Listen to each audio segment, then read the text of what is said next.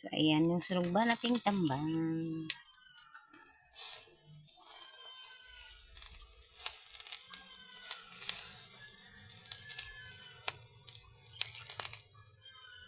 Surugba ko ng isda. Anong petsa ngayon? Ngayon ay 9:57, October 28. Ayan, ayan.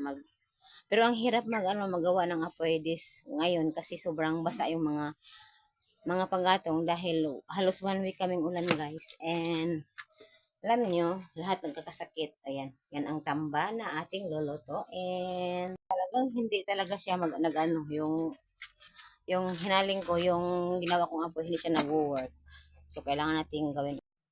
So, ang hirap ngayon magawa ng apoy, guys. It's because basa yung mga kahoy dahil, ayan basa. Dahil, halos 1 week kaming ulan. Ulan kami halos buong simana, guys. So, hindi ko alam kung kailan ito maluluto itong isusugba ko.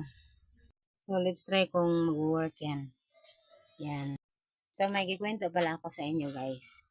And, di ba, last time, yung September, nagbe-business kami ng barbecue. So, yung barbecue, natuloy siya ng 3 araw lang. Kasi yung lamisa namin, niluwa doon sa pwesto. So, ayun, wala kaming pwesto, niluwa yung lamisa namin. Hindi kami pwedeng magbenta sa labas kasi pag umuulan, basa talaga kami. So, hininto namin yon. So, nag-ice candy ako. Ngayon, wala naman ako paglagyan ng ice candy. Tapos yung ref, ibenta na lang ng kapatid ko kasi kailangan niya ng cash. So, pag sana may pera ako ang bibili kasi wala eh. So, ayun. Pero hindi pa siya nabenta. Yung bibili na pinsan ko, hindi pa nagbalik.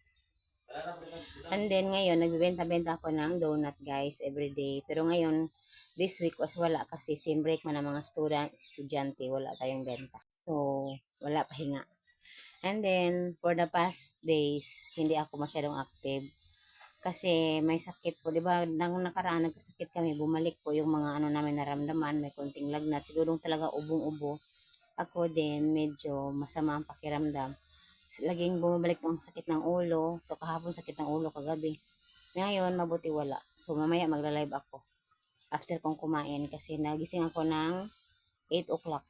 Kasi 4 o'clock na akong natulog. So, magsugba tayo ng isda. And then, nagdonut-donut ako. So, naghanap kami ng pwesto doon. Balik. Kailangan namin na magka-pwesto kasi yung pinsan ko magbibenta ng, balot. And then, may iba rin siyang benta. So, ako, sasali doon. May benta akong konti. Konti lang. Kasi yung puhunan ko, konti lang din. Hindi nga umabot ng 500 yung puhunan ko. So, yun. Benta-benta sa school, then benta din doon everyday. Sana matuloy kasi extra income. Ito na tayo ng tamban, guys. Huwag muna sa maraming chika. So, ayan. Ay, thank you. Nag-work talaga siya, guys. Umilaw na siya. Sumisiga na siya. Ayan, umaapoy. Ang paligid natin, ayan. Yung basakan is ginagawa na, guys. Ayan, ready na yan. Ayan.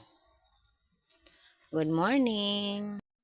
Good morning, Pilipinas. Ayan ang ating anak. Medyo okay na siya. Pero may ubo pa. Malakas pang ubo. So, ayan natin sinugba, guys. Ayan, sugba-sugba lang tayo. Bale, 7 belog ang aking sinugba. 7 pesos na tamban. Yung iba nilagay ko sa ref, guys. Inuon ko yung ref. Kasi yung ref, hindi yun on. Kasi sayang yung kuryente. Walang laman eh.